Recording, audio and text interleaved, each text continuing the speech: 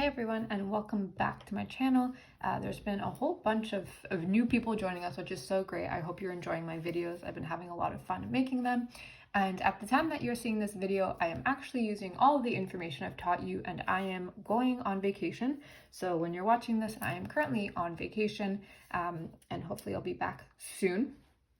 So that is what inspired today's video, which is essentially when you're going traveling, what credit card should you bring with you? So if you are a churner, you might have maybe 6, maybe 10, maybe 15 plus credit cards. So which ones are the best ones for you to bring with you on your trip? And I'm going to be going over the 3 primary ones that I'll be taking with me. I might add in a 4th one just for security purposes. Maybe I'll do it on Apple Pay, but do always be aware of when you are traveling to different countries, cash is usually king, depends on where you're going, especially if it's maybe a second or third world country. They don't have all of the credit card access that we have access to, and they don't accept everything, or there's higher fees. So number 1, I will mainly be having cash with me. So cash is king, but in the times when I don't have it to make purchases, these are the other cards that I'm bringing with me and the point of them. So with that, let's go ahead and get started. So this card might be a little bit of a surprise to you. I've never spoken about it before. It's not super popular, but it is actually the BMO Visa Infinite Eclipse. So that is my first card.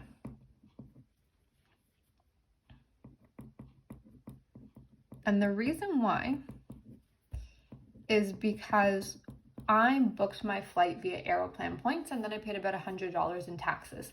Now you have to read the fine print when you are booking a trip with points, because you won't necessarily get full insurance coverage even though you pay for the taxes with your credit card.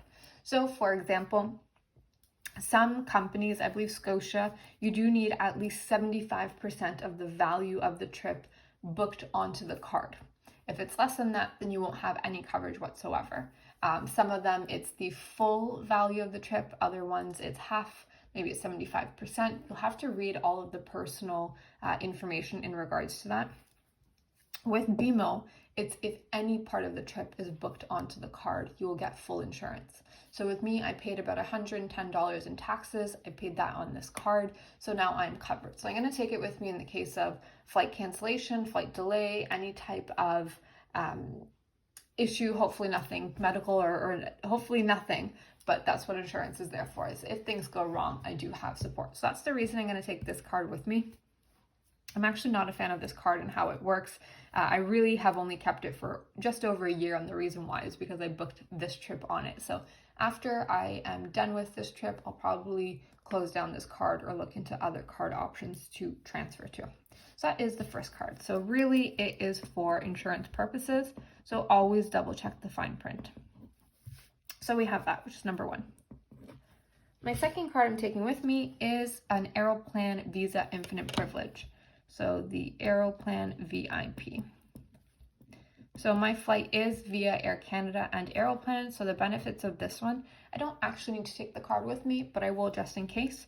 I do get lounge access there and back.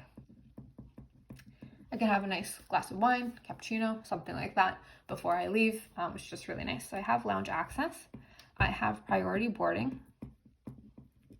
So nice to be one of the first ones on the plane. You have priority boarding. I won't be checking my bag there. I might be checking it on the way back. I'm not sure yet. It depends on if I buy any liquids or if it's too heavy, but it's nice to have that option if I need it. I always take just a carry-on. The thought of, going through a city with a full bag is just not for me. So I always like a carry-on and a small backpack, but then I can at least check in the carry-on in the case that I have liquids or it's too heavy. So I have that benefit as well. And then hopefully, fingers crossed, I'm not really betting on it too much, but hopefully I can get some type of an upgrade. I don't think I will, but cross your fingers for me. That would be great if I got that. That would be a great benefit to the card. So that's the second card I'm taking. And then the third card is also not talked about too much. I do think it's an underdog, is the Scotiabank Passport. Now, Scotiabank, in terms of their travel cards, they have 2 main ones. They have the Passport, this one, and then they have the Scotiabank Amex Gold, I believe it is. Both of them have no additional charges if you are paying in a foreign currency. So no FX fee. If you compare it to the vast majority of other cards, most of them do have a fee of 2.5%,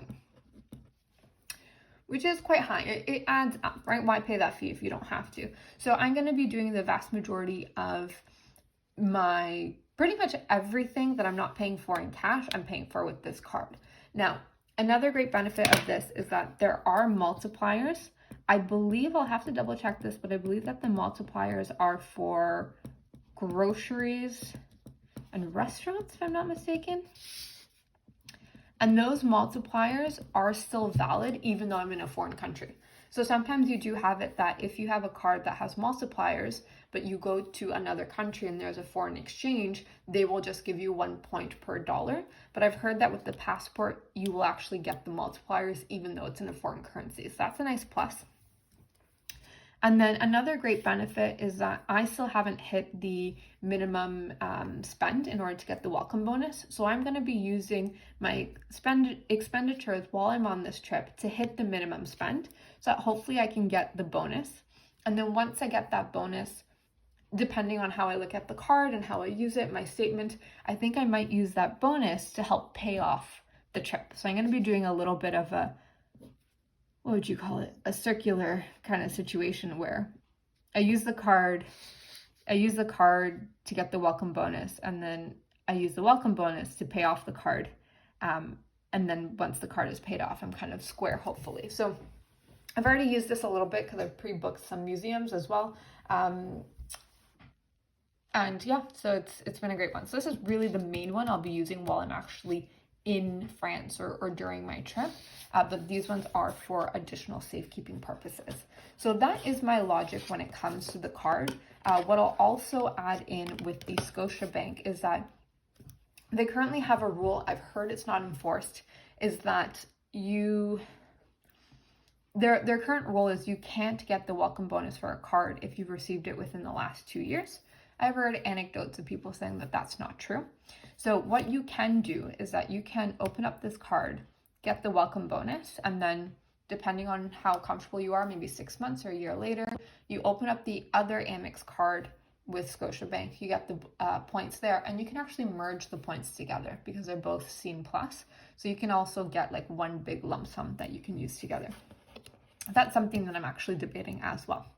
So this has been a very short and sweet video. It hasn't been too long, just so you can go over what it is that I'll be doing or what cards I'll be using for my trip. There'll also be a video where I'm going to run down what my trip was worth, how I paid for it, all the points I used, the cards I use, how I went about booking it as well. It might be a two-parter actually, because it is a little bit complex. But I hope you guys learned something new in this video. I hope to see you in future videos as well. Thank you for your time. Please comment, like, and subscribe, and I'll see you next time. Bye for now.